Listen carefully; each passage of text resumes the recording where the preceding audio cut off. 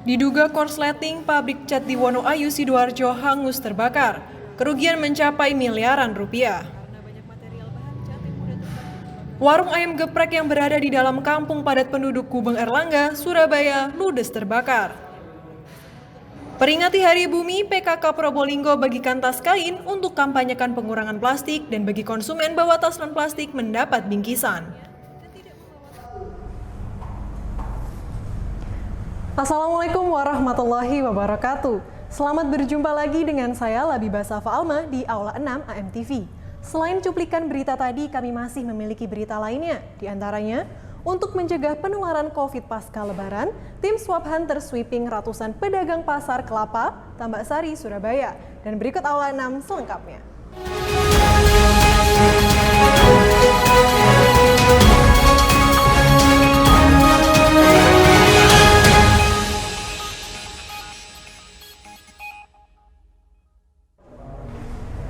Pemirsa, diduga adanya korsleting listrik sebuah pabrik cat PT Kalimas Putra di Desa Popoh, Kecamatan Wonoayu, Sidoarjo, Sabtu dini hari terbakar. Karena terdapat material mudah terbakar, api dengan cepat membesar. Beruntung tidak ada korban. Beginilah pabrik cat PT Kalimas Putra di Desa Popoh, Kecamatan Wonoayu, Sidoarjo pada Sabtu dini hari dilalap si jago merah. Karena banyak material bahan cat yang mudah terbakar dalam pabrik, api dengan cepat membesar dan menghanguskan semua material bahan cat di dalam gudang produksi pabrik. Menurut Prayitno, warga yang tinggal di sekitar lokasi pabrik mengatakan, kebakaran terjadi pada pukul 2 pagi. Sebelum kejadian kebakaran, terlebih dahulu listrik Desa Popoh padam. Tak lama mati listriknya nyala. Dan bersamaan itu terdengar dentuman keras di lokasi pabrik cat PT Kalimas Putra dan dengan cepat api membakar isi pabrik. Beruntung tidak ada korban jiwa dalam peristiwa ini karena saat kejadian semua karyawan sedang tidak beraktivitas. Namun satu unit mobil kendaraan berat forklift hangus terbakar karena diparkir di dalam gudang tiner sebagai lokasi titik api. Apa Pak pertama kali ya? Ledakan. Habis itu seperempat jam kurang lebih pemadam. Kok ada sirine datang. Tahu apa? Sirine itu ambulan atau tidak tahu, tahunya pemadam. Pak, sebelum kebakaran ada terjadi apa Pak yang Anda tahu? Oh, nggak ada.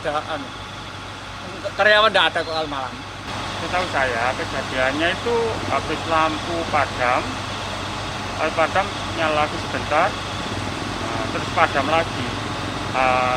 Berapa menit kemudian ada terdengar suara gelemburan kayak bom gitu. Ternyata api kebakaran pabrik ini, pabrik cat Wonoayu. Mas, kalau dari pertama kali pabrik ini biasanya ada pekerja enggak ya jam segini Mas? Kalau jam segini nggak ada. Cuma mentok sampai jam 10 katanya. Tengah-tengah. Untuk memadamkan api, 7 unit mobil kebakaran diturunkan. Sementara peristiwa masih dalam penyidikan pihak berwajib. Dan kerugian ditaksir miliaran rupiah. Sekar Asmara, AMTV, laporkan.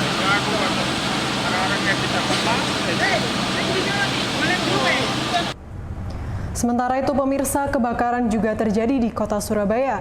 Kali ini satu rumah warga yang digunakan sebagai warung nasi terbakar di perkampungan padat penduduk. Saat petugas pemadam kebakaran datang, rumah ini sudah terbakar dan hampir merambat ke rumah di sampingnya. Sebanyak 14 unit mobil dinas pemadam kebakaran datang untuk memadamkan rumah ini.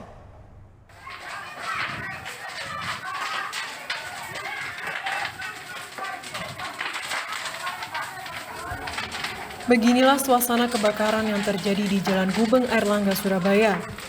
Kebakaran rumah yang digunakan untuk usaha nasi ayam geprek tersebut terbakar saat para penghuni tidak berada di rumah. Kebakaran ini membuat tetangga yang berada di lokasi kalang kabut untuk berusaha memadamkan api. Saat petugas pemadam kebakaran datang di lokasi kebakaran, kondisi api sudah benar dan hampir menghanguskan rumah yang berada di samping rumah yang terbuat dari kayu tersebut. Petugas berjibaku berusaha maksimal untuk segera memadamkan api. Sebanyak 14 unit pemadam kebakaran pemerintah kota Surabaya untuk memadamkan api, petugas berhasil memadamkan api pokok di lokasi kebakaran kurang dari 1 jam.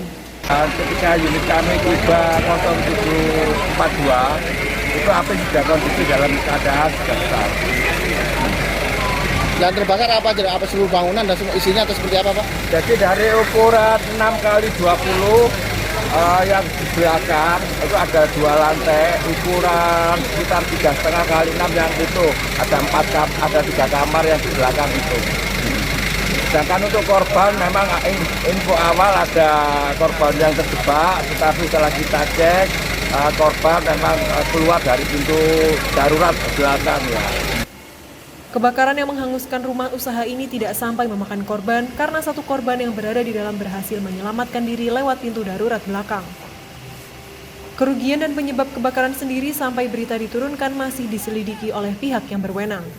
Irwanda Ikadisa, AMTV, melaporkan. Pemirsa, tempat pembuangan akhir atau TPA di Desa Karangdieng, Kecamatan Kutorejo, Kabupaten Mojokerto pada Jumat sore kemarin sudah beroperasi kembali. Sebelumnya keberadaan tempat pembuangan akhir sampah tersebut ditolak warga karena polusi. Proses beroperasinya kembali TPA itu disertai pengamanan dari ratusan personil dari TNI, Polri, dan Satpol PP.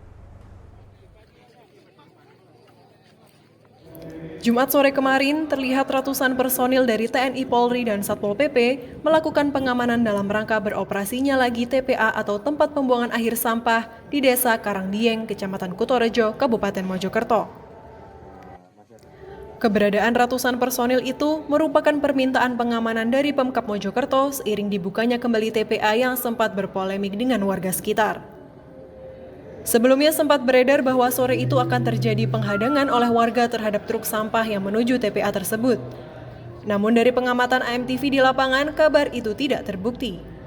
Hari itu ada 7 unit truk yang membuang sampah di TPA tersebut tanpa ada gangguan dari warga.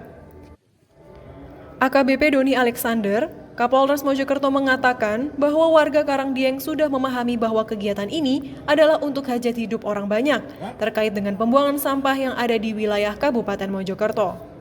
Ini adalah pengamanan yang kita laksanakan untuk melancarkan dan juga menjaga keamanan agar tidak terjadi suatu permasalahan ataupun juga yang menimbulkan ancaman gangguan dan juga ancaman ketertiban yang ada di wilayah dusun yang ada pada siang hari ini. Untuk personil kami siapkan kemarin sesuai dengan permintaan dari pemerintah kabupaten ada 75 personil, dibantu juga dengan teman-teman dari Kodim 0815 yang mana menurunkan dari teman-teman dari Koramil dan juga dari Satuan Pamong Praja. Dan saya pikir dengan kegiatan hari ini sudah berjalan dengan baik.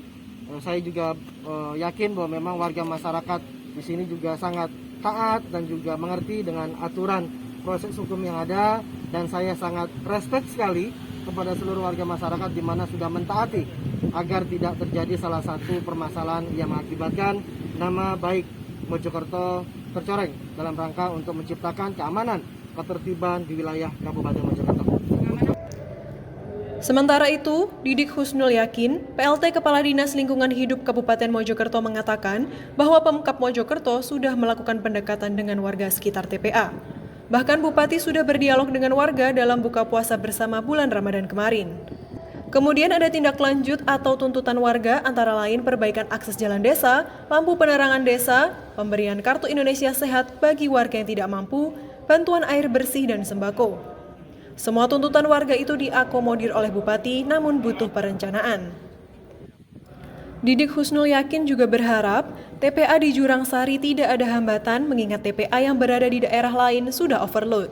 Ya, dengan terangan mereka juga minta kartu Indonesia Sehat bagi warga yang tidak mampu, mungkin sekali-sekali juga masalah sembako dan air. Nah, Ibu mengakomodir cuma pemerintah kan butuh perencanaan. Jadi akhirnya keesokan harinya Kabag Pembangunan sudah turun mengukur jalan sudah diukur. Insya Allah kalau di PAK ini misalnya nututi ya di PAK, kalau nggak PAK 2022 Insya Allah akan dicukupi apa yang menjadi keinginan mereka. Nah, jadi harapan Ibu memang karena ini adalah proyek pemerintah yang sudah dianggarkan sudah ada visibilis tadinya, sudah perencanaan dan sebagainya. Terus satu sisi kita hanya punya satu TPA yang sekarang kondisinya sudah overload, ya kan? Kan tidak mungkin kalau kita memaksakan TPA belahan tengah terus. Makanya kan kita harus segera membuka ini. Setelah melakukan pendekatan persuasif, akhirnya mereka warga itu mulai tersadarkan. Yunan Muzaki, AMTV melaporkan.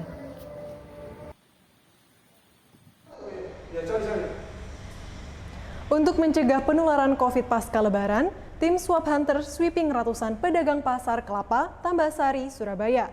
Informasi penegakan hukum ini akan hadir sesaat lagi.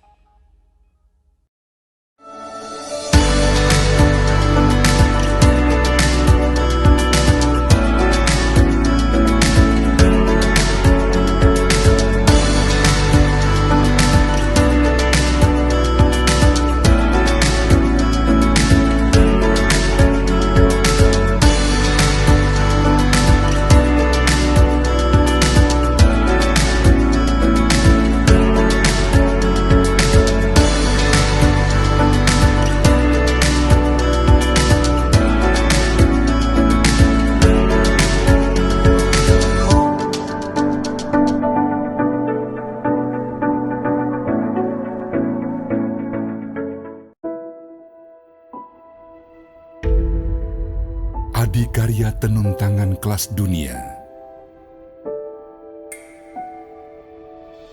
terangkai dalam serat benang kaya warna.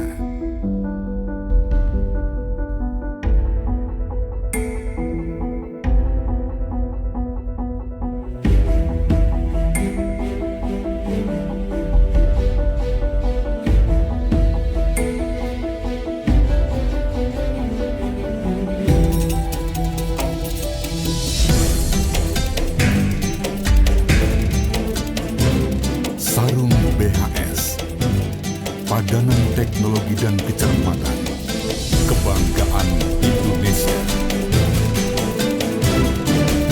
Puncak pencapaian karya,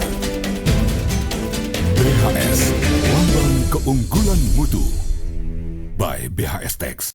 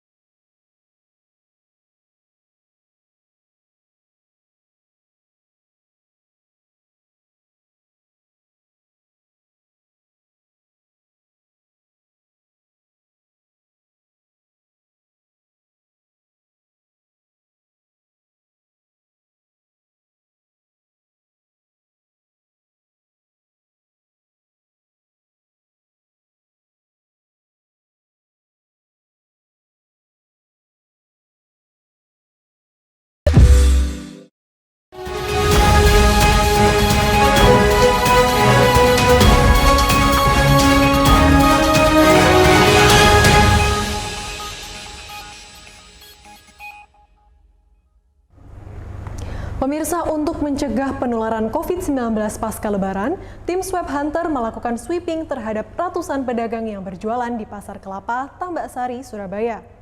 Di kawasan Tambasari sendiri terdapat 8 pasar tradisional yang dilakukan tes swab secara random.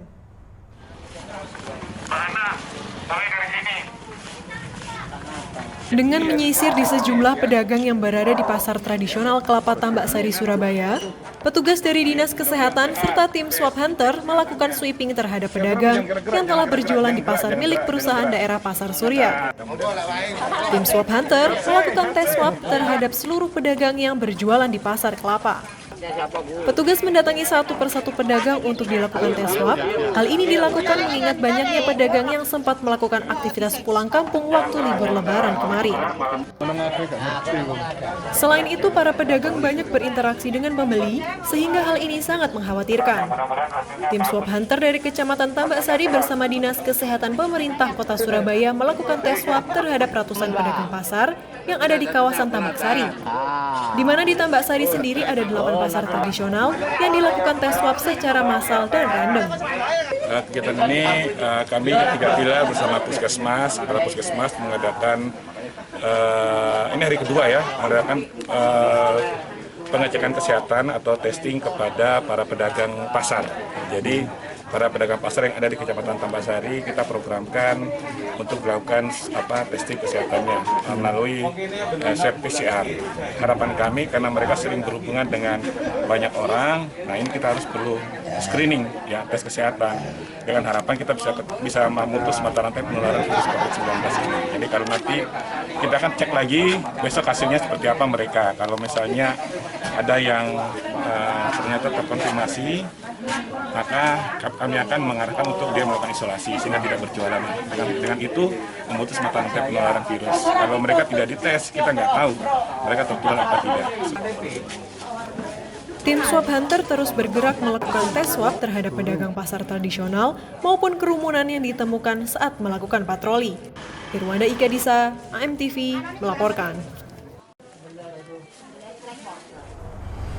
Pemirsa, Kantor Wilayah Kementerian Agama Provinsi Jawa Timur memastikan 30.200 jamaah calon haji Jawa Timur dipastikan harus mengurungkan niat mereka untuk melakukan ibadah haji di Tanah Suci. Opsi pengambilan dana haji pun telah diperbolehkan oleh Kementerian Agama. Namun bagi warga yang hendak mengambil dana pendaftaran haji, maka mereka harus menunggu keberangkatan haji pada tahun 2051 mendatang. Hal ini disampaikan langsung oleh Kepala Kantor Wilayah Kementerian Agama Provinsi Jawa Timur, Muhammad Nurul Huda, usai melakukan rapat secara daring dengan Kementerian Agama Republik Indonesia pada Jumat sore.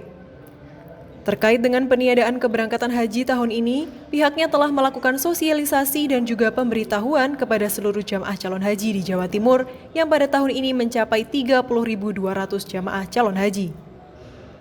Sejumlah opsi telah disiapkan oleh Kementerian Agama, yang antara lain memprioritaskan keberangkatan jamaah calon haji yang terdaftar sejak tahun 2019 pada musim haji mendatang, atau mulai dibukanya Tanah Suci serta pengambilan dana pendaftaran dan pelunasan dana haji.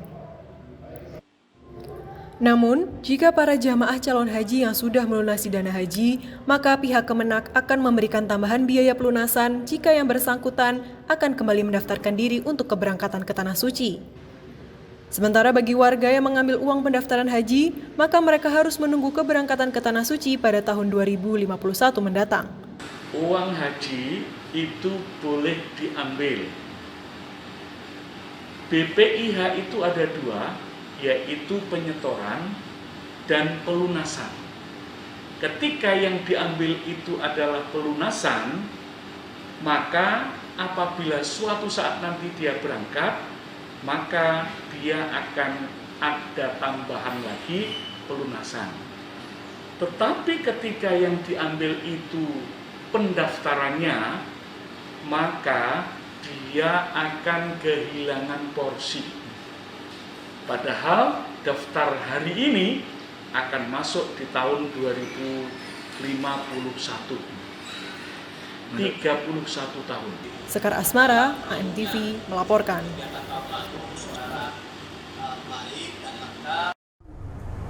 Untuk menanamkan pendidikan karakter pada generasi muda berlandaskan Pancasila, Fakultas Ilmu Budaya UNER membuat pilot project program inovasi untuk anak sekolah Indonesia.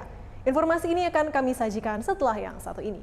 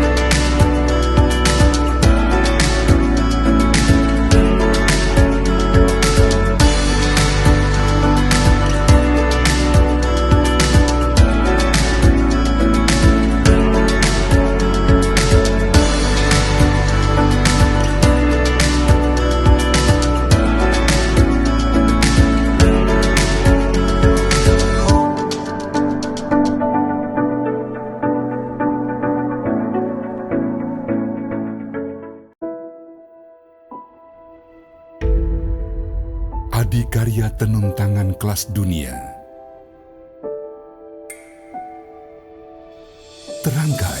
dalam serat benang kaya warna.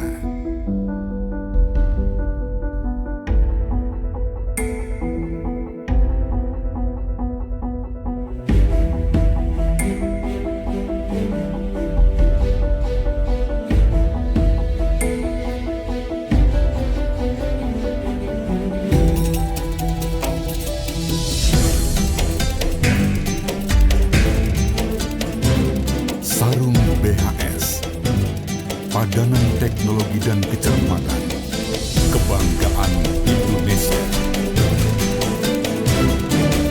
Puncak pencapaian karya. BHS, lambang keunggulan mutu. By BHS Tex.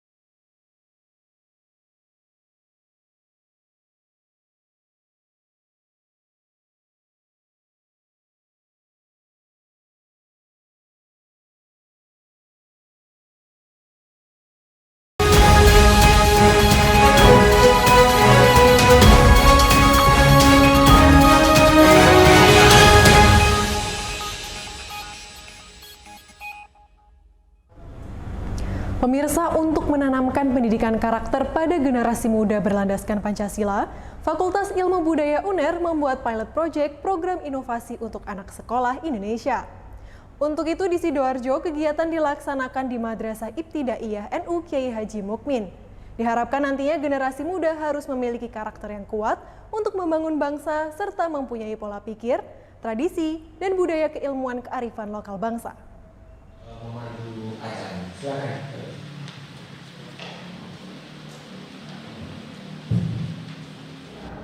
Untuk membangun generasi muda bangsa Indonesia yang andal di era globalisasi, Sabtu pagi Fakultas Ilmu Budaya atau FIB UNER membuat pilot project dengan program inovasi untuk anak sekolah Indonesia. Atau inovasi yang dilaksanakan di Madrasah Ibtidaiyah NU Kiai Haji Mukmin Sidoarjo.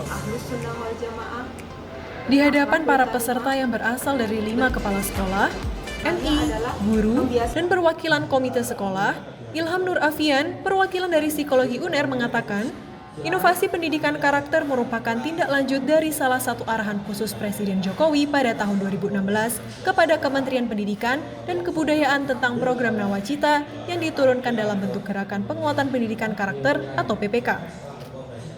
Selain itu, program ini merupakan bagian dari visi besar revolusi mental. Hal tersebut menunjukkan bahwa pentingnya pendidikan karakter bagi peserta didik, serta akan membentuk generasi muda yang berkualitas. Seseorang bisa mengalami perkembangan melalui pendidikan. Untuk memunculkan karakter positif memang diperlukan kondisi perkembangan teknologi saat ini yang berkembang pesat. Memang seperti tadi yang disampaikan di sambutan awal bahwa memang tantangan ke depan terutama bagi anak-anak, bagi siswa itu kan adalah bagaimana kemudian beradaptasi dengan perubahan global yang demikian cepat. Nah, jadi kalau yang namanya perubahan itu kan pasti terjadi. Tetapi yang khas nanti dalam abad 21 itu adalah perubahan itu akan terjadi dengan cepat dan dengan masif. Nah, dalam konteks ini kemudian seorang individu atau seorang siswa itu memang diharapkan untuk bisa memiliki karakter-karakter yang positif sehingga ketika mereka berhadapan dengan perubahan masyarakat yang bersifat global dan cepat itu mereka akan mudah untuk beradaptasi dan tetap berada pada value-value yang diharapkan. Terkait inovasi pendidikan karakter FIB UNER untuk anak sekolah Indonesia, Nurul Hamamah, Kepala Minu KH Mukmin menyambut positif program inovasi pendidikan karakter generasi muda karena generasi muda saat ini adalah cerminan kualitas bangsa dan negara. Jadi masa depan bangsa Indonesia sangatlah ditentukan oleh generasi muda. Saya merasa sangat sangat penting diberikan kepada guru-guru. Karena selama ini kita sebagai guru jelas sudah memberikan pembiasaan karakter, kemudian uswah atau keteladanan. Namun kebanyakan dari guru atau lebih besarnya adalah di lembaga itu belum tersistem semuanya, sehingga ya ada yang menjalankan begitu saja tanpa terkontrol, terus targetnya itu juga masih belum jelas.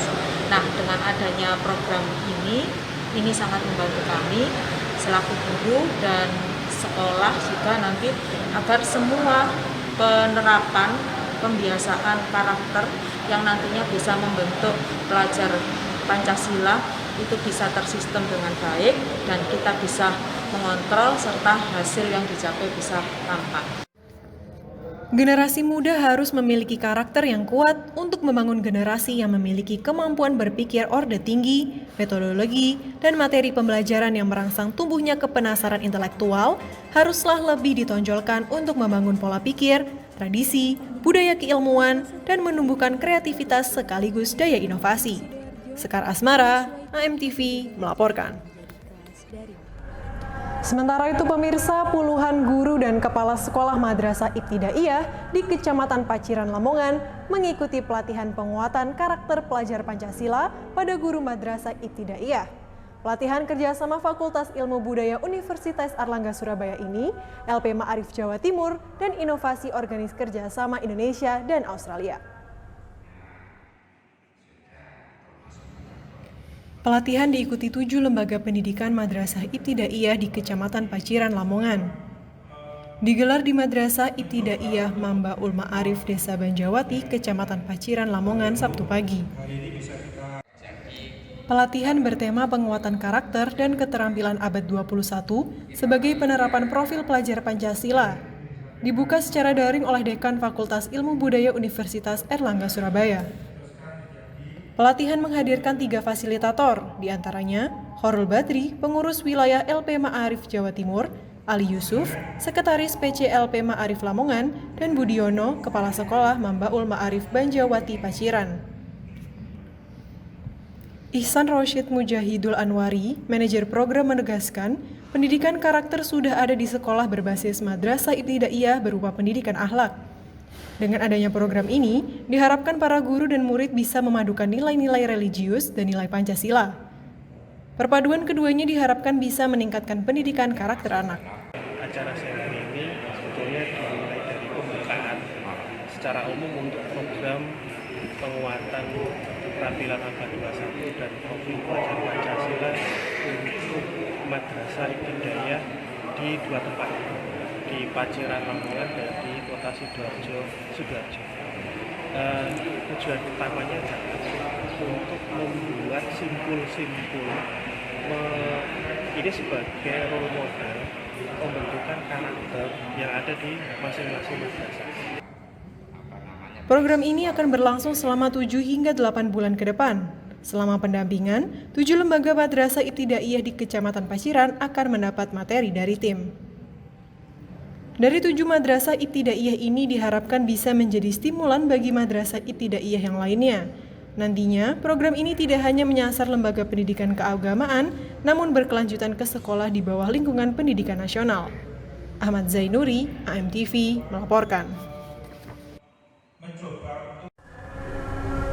Peringati Hari Bumi, PKK Probolinggo bagikan tas kain untuk kampanyekan pengurangan plastik dan bagi konsumen yang membawa tas non-plastik mendapat bingkisan. Informasi ini kami sajikan setelah pariwara berikut ini.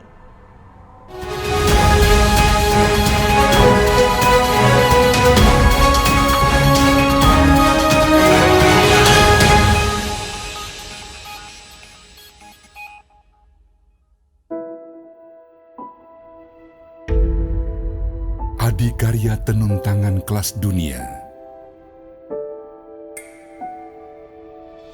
terangkai dalam serat benang kaya warna.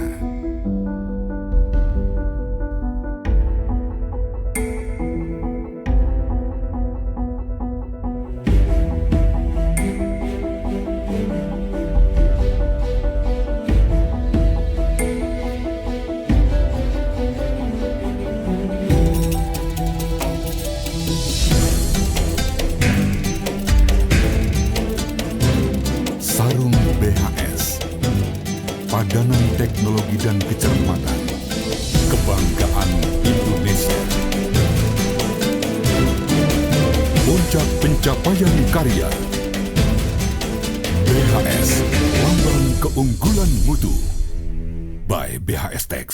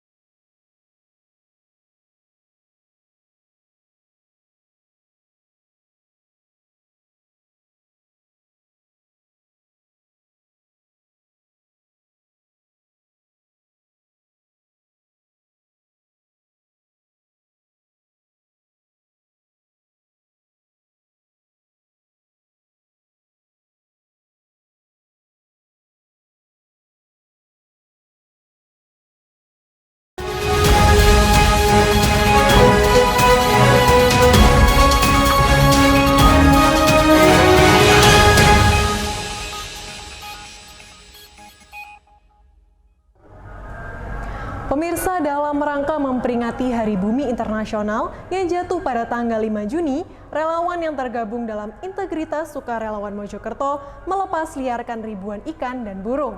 Kegiatan tersebut guna menjaga ekosistem alam agar tidak punah. Komunitas relawan yang tergabung dalam Integritas Sukarelawan Mojokerto atau ISM memperingati Hari Bumi Internasional yang jatuh pada 5 Juni. Peringatan tersebut digelar dengan melepaskan ratusan burung dan ribuan ikan di Sungai Desa Lebaksono, Kecamatan Pungging, Kabupaten Mojokerto.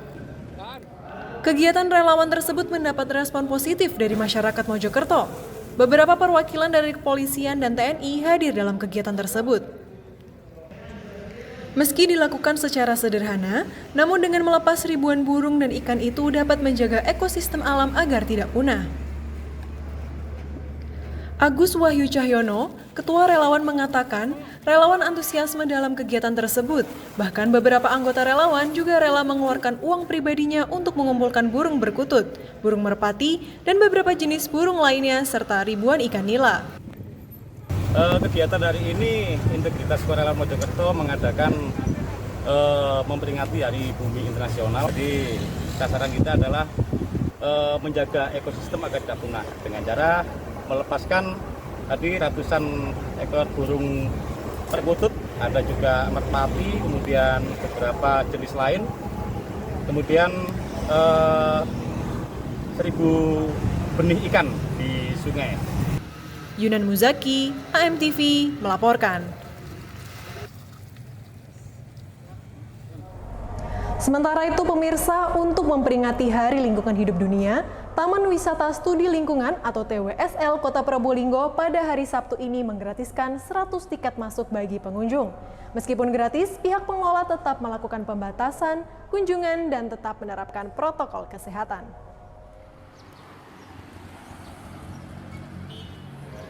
Sejak pagi, pintu masuk Taman Wisata Studi Lingkungan atau TWSL sudah dipadati pengunjung yang hendak masuk.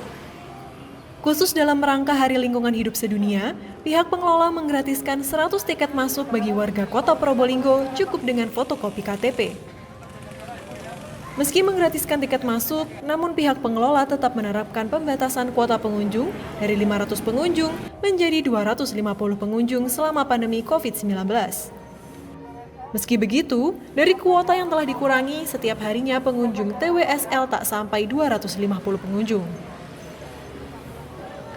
Selain itu, bagi pengunjung yang hendak masuk, wajib protokol kesehatan, baik menggunakan masker, cuci tangan, dan menjaga jarak.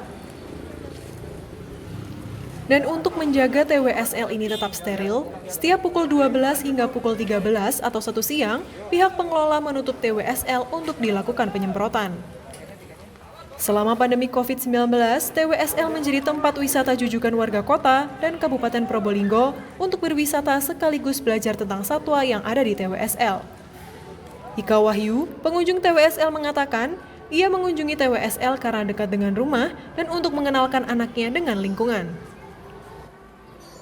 Ibu, ini bersama siapa aja ini kesini? Sama keluarga. Sama keluarga ya? Tahu nggak ini saat ini hari apa? Hari lingkungan hidup. Ya. Kenapa kok hanya dalam kota, kenapa? Jalan-jalannya? Iya, tidak apa-apa, yang dekat-dekat sini. Dekat-dekat aja. Tapi protokol kesehatan ya, Bu ya?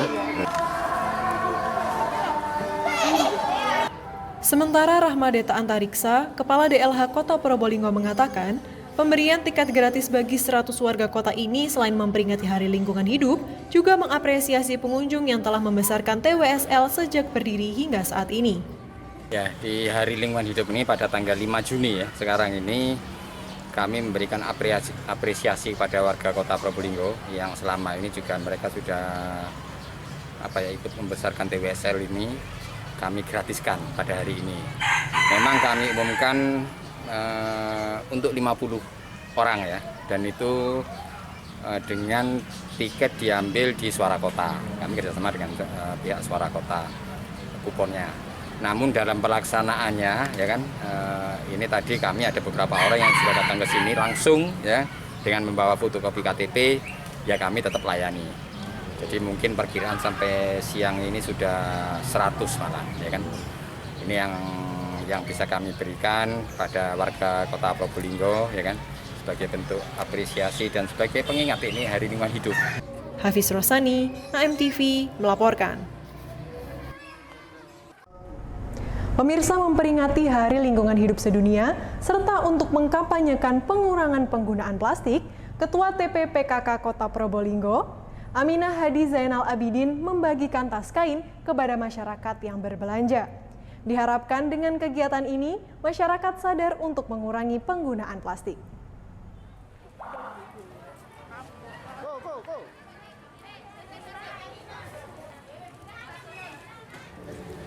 Pembagian tas kain sebagai bentuk kampanye pengurangan penggunaan plastik ini digelar di salah satu swalayan di Kota Probolinggo.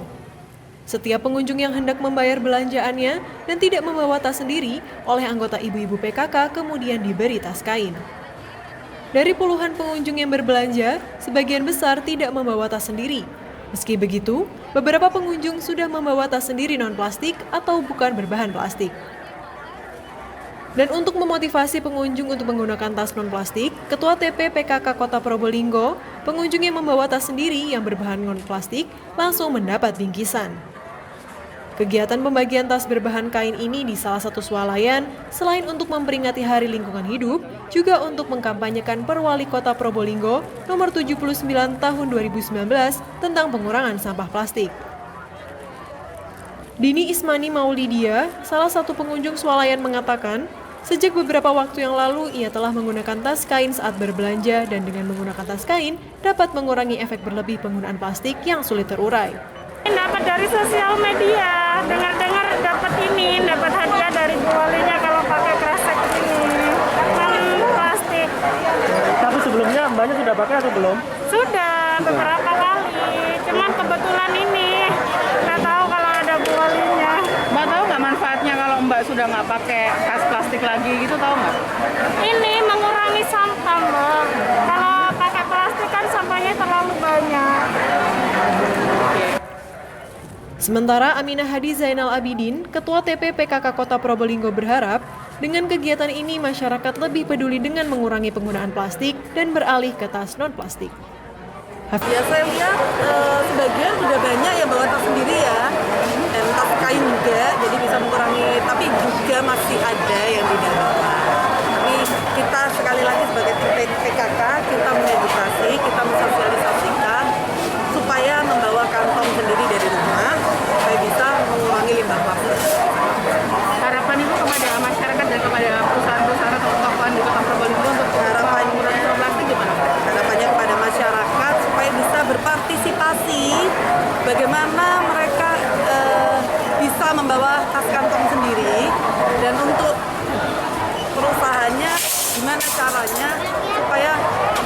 edukasi masyarakat juga supaya mereka itu membawa tas kantong sendiri.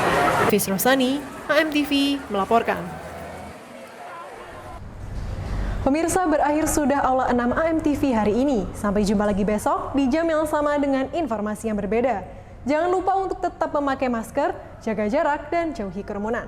Wassalamualaikum warahmatullahi wabarakatuh.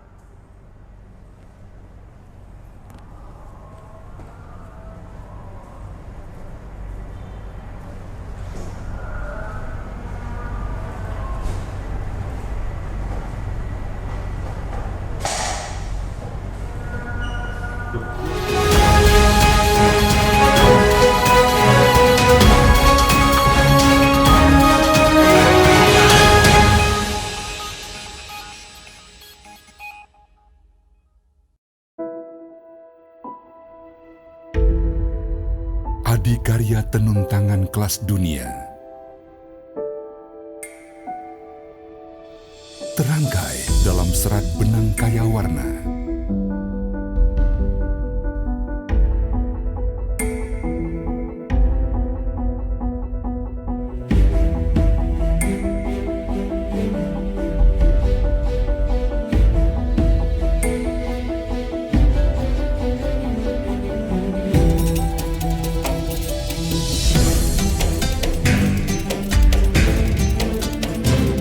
Sarung BHS, padanan teknologi dan kecermatan, kebanggaan Indonesia. Puncak pencapaian karya, BHS, lambang keunggulan mutu, by BHS Tex.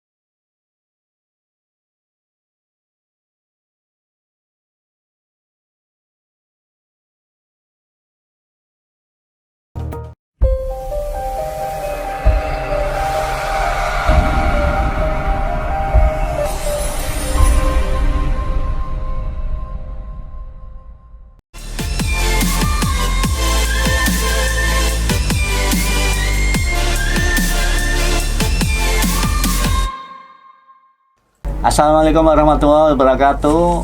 Jumpa lagi dengan saya Sidik Purwoko dalam acara Pokoknya Seneng. Kali ini pembahasan kita akan lebih menarik lagi dengan narasumber kita Mas Toto dan Mbak Hani. Dia itu saya kenal dulu ketika dia sedang melanjutkan pendidikannya di program Pasca Sarjana. Kebetulan Pasca Sarjana sama Fakultas Sastra itu berdekatan, jadi seringnya ketemu. Dari situlah kita berkawan, dan sekarang ketemu lagi dia sudah mengelola LBB. Jadi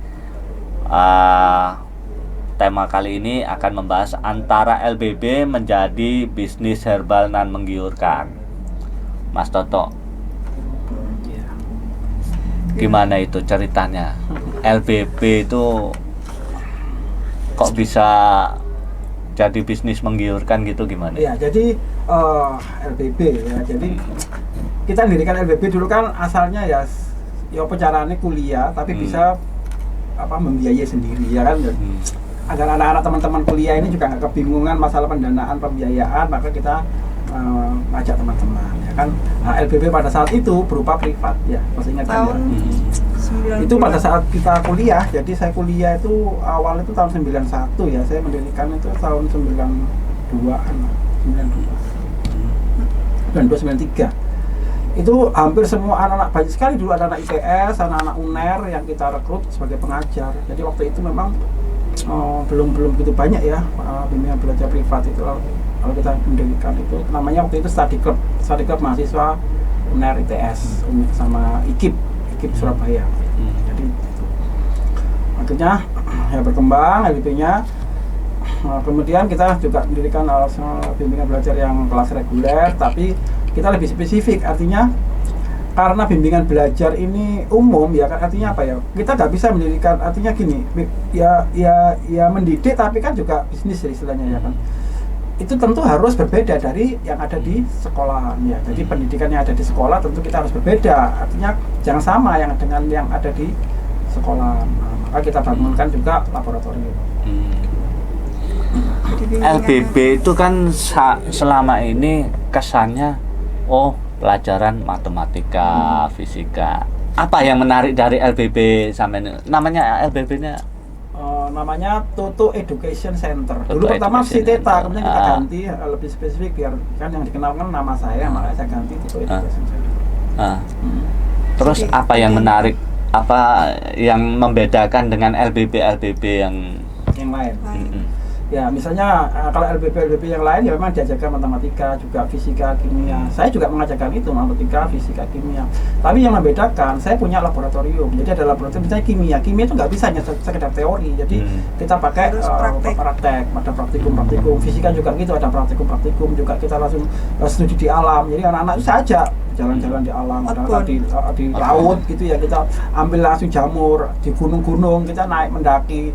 Kita mengenalkan produk-produk atau tanaman-tanaman yang belum dikenal, nah, kita teliti di situ, lalu kita hasil. Ya, jadi seperti itulah intinya. Jadi harus bisa diterapkan secara langsung. Ya, jadi ilmu yang dari buku atau dari literasinya mereka di sekolah atau di literasi manapun itu mereka harus merasakan langsung. Gitu. Bagi kami itu penting karena akan tertancap selama-lamanya. Kesan ilmunya tadi itu akan tertancap selama-lamanya dan tidak akan pernah terlupakan gitu loh. Karena saya sendiri mengalami seperti itu. Saya mungkin waktu dulu sekolah seperti ini, merasakan ternyata kalau kita